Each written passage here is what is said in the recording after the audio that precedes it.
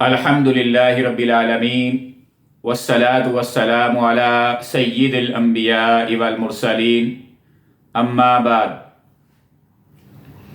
حضور نبی اکرم صلی اللہ علیہ وسلم صحابہ کرام کے ساتھ تشریف فرما ہیں اور ارشاد فرماتے ہیں کہ ہے میرے صحابہ کرام، ایک ایسا زمانہ آنے والا ہے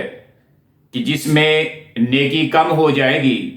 اور برائی زیادہ ہو جائے گی۔ تو صحابہ کرام نے تعجب سے کہا، یا رسول اللہ صلی اللہ علیہ وسلم، کیا ایسا دور بھی آئے گا؟ تو حضور نبی اکرم صلی اللہ علیہ وسلم نے ارشاد فرمایا کہ ہے میرے صحابہ، تم تو اس بات پر تعجب کر رہے ہو، اللہ کی قسم اس سے بھی سخت وقت آنے والا ہے کہ اس میں برائی کو برائی نہیں سمجھا جائے گا اور اچھائی کو اچھائی نہیں سمجھا جائے گا۔ تو صحابہ کرام کو اور زیادہ تعجب ہوا کہ کیا ایسا وقت بھی آ سکتا ہے؟ تو حضور نبی اکرم صلی اللہ علیہ وسلم نے مزید ارشاد فرمایا کہ ہے میرے صحابہ، اس پر تعجب نہ کرو، اس لیے کہ ایسا بھی سخت زمانہ آنے والا ہے کہ برائی کو اچھائی سمجھ کر کیا جائے گا اور اچھائی کو برائی سمجھ کر کیا جائے گا۔ یا رسول اللہ صلی اللہ علیہ وسلم، کیا ایسا وقت بھی آ جائے گا؟ تو حضور نبی اکرم صلی اللہ علیہ وسلم نے ارشاد فرمایا کہ ہاں، ایک ایسا وقت آ جائے گا کہ ہر طرف فتنوں کا دور ہوگا اور برائیاں بہت زیادہ بڑھ جائیں گی۔ یا رسول اللہ صلی اللہ علیہ وسلم، اگر ہم اس زمانے کو ہم پائیں تو کیا کریں؟ فرمایا ہے میرے صحابہ، اگر تم اس زمانے کو پاؤ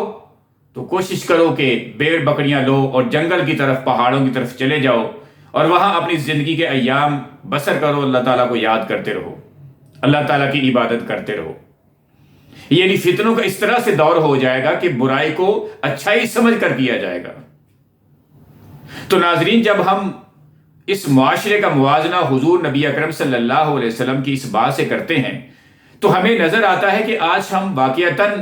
جب کہیں نیکی کی بات کر رہے ہوتے ہیں یا نیکی کا کوئی عمل کرنے والا ہوتا ہے تو ہمیں دل پر بوجھ محسوس ہوتا ہے اور ہم اس کو کرتے ہوئے بیزاری محسوس کرتے ہیں، یعنی ہماری طبیعت راغب ہی نہیں ہوتی اس کام کی طرف۔ لیکن اس کے برعکس اگر کوئی برائی کی طرف ہمیں بلاتا ہے یا برائی کا کوئی راستہ ہے تو ہم اس پر بڑی تیزی سے چلتے ہیں، یعنی برائی میں اتنی اٹریکشن ہو چکی ہے کہ ہم برائی اور اس کو اچھائی سمجھ کر کر رہے ہیں کہ شاید یہ بہت ہی کوئی اچھا کام ہے۔ یعنی آپ دیکھیے کہ پچھلے مہینے ایک سینما گھر کا افتتاح ہوتا ہے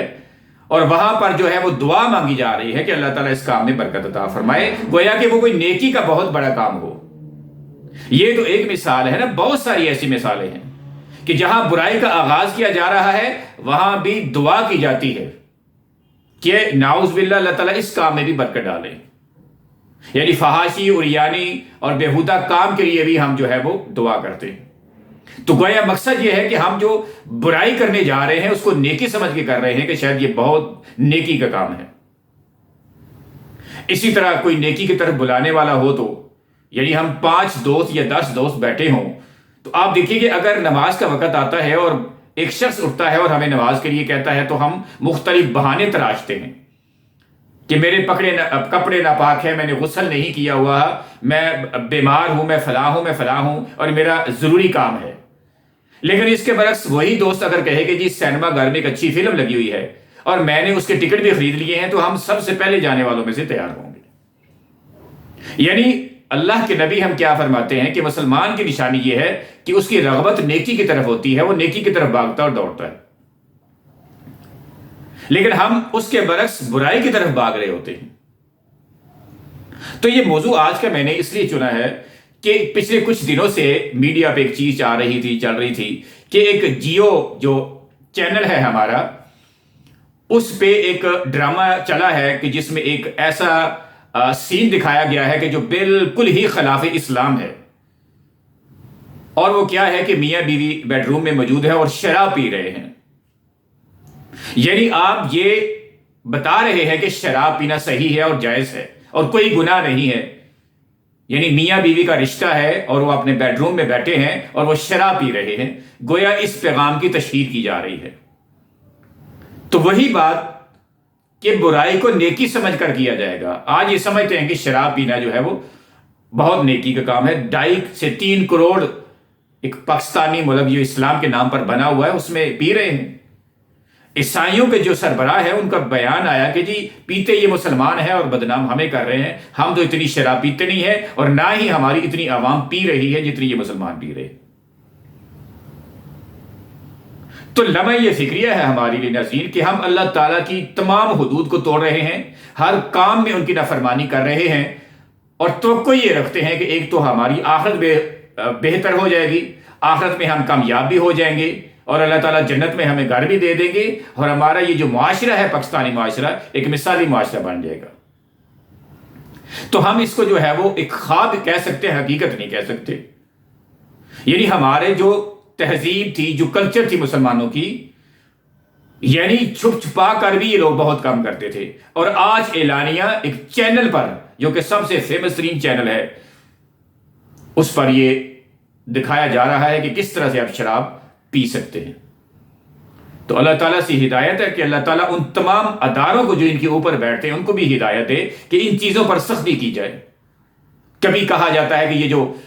شادی ہو رہی ہے، آپ کو یاد ہوگا کہ جیو پر ہی یہ واقعہ ہوا تھا کہ کس طرح سے شادی تھی، بےہودہ شادی تھی، وہاں پہ ناچ گانا ہو رہا ہے اور خلاف اسلام ساری چیزیں ہو رہی ہیں، لیکن اس کے باوجود وہ جو اینکر تھی فیمیل، اس نے کیا کہا تھا کہ یہ تو ایسی شادی ہے جیسے حضرت فاطمہ اور حضرت علی رضی اللہ تعالیٰ عنہ کی شادی ہوئی تھی، نعوذ باللہ۔ یعنی اس طرح کی ہم حرکتیں کر رہے ہیں اور کہتے کیا ہے کہ ہم ایک اسلامی ملک میں رہ رہے ہیں۔ تو ضرورت اس بات کی ہے ناظرین کہ صرف میں نے نہیں بلکہ ہم میں سے ہر وہ مسلمان جو اللہ تعالیٰ اور اس کے رسول پر ایمان رکھتا ہے، اس کے لیے ضروری ہے کہ ان چیزوں کے خلاف بولے، تحریر سے، تقریر سے، اپنے چینل سے اس آواز کو اٹھائے کہ یہ غلط چیزیں ہمارے معاشرے میں، یہ جو ادارہ انہوں نے پیمرا بنایا ہوا اس کا کیا مقصد ہے۔ یعنی مذہبی پروگرام اگر چند گنے چنے ہیں تو ان کا اتنا وقت نہیں ہوتا جتنا ان بےہودہ پروگراموں کا وقت ہوتا ہے، اور ڈراموں میں ایسی چیزیں دکھائی جا رہی ہیں جو ہمارے مذہب کے بالکل منافی ہیں۔ تو اس پیغام کو آپ نے سننا ہے اور اس پر عمل کرتے ہوئے آگے اس کو کس طرح سے پھیلانا ہے کہ اگر آپ کا کوئی پلیٹ فارم ہے، آپ کسی ادارے کے سربراہ ہیں، آپ کسی کالج کے ٹیچر ہیں، ہیڈ ماسٹر ہیں، پرنسپل ہیں، یا کسی بھی جگہ پہ ہیں، لیکن ضروری نہیں کہ آپ کسی پوسٹ پر ہوں، بلکہ ایک عام مسلمان کی بھی یہ ذمہ داری ہے کہ ان چیزوں کے خلاف، یعنی اگر 22-25 کروڑ عوام ہے اور اگر کوئی خلاف اسلام چیز آتی ہے تو کیا ہم اس کے خلاف آواز نہیں اٹھا سکتے؟ کیا ہمارے اندر شعور نہیں ہے یا ہم قوت و طاقت میں نہیں ہیں؟ یعنی چند جو حکمران ہیں وہ تو ہمیں جس طرح بیڑوں کی طرح چائے ہانکتے رہیں، لیکن ہم اپنی آواز نہیں اٹھا سکتے کسی غلط چیز کو دیکھتے ہوئے۔ تو اللہ تعالیٰ سے دعا ہے کہ اللہ تعالیٰ ہمیں سمجھنے کی، اس پر عمل کرنے کی اور پھر اس پیغام کو آگے پھیلانے کی توفیق عطا فرمائے۔ وآخر دعوانا ان الحمد للہ رب العالمین۔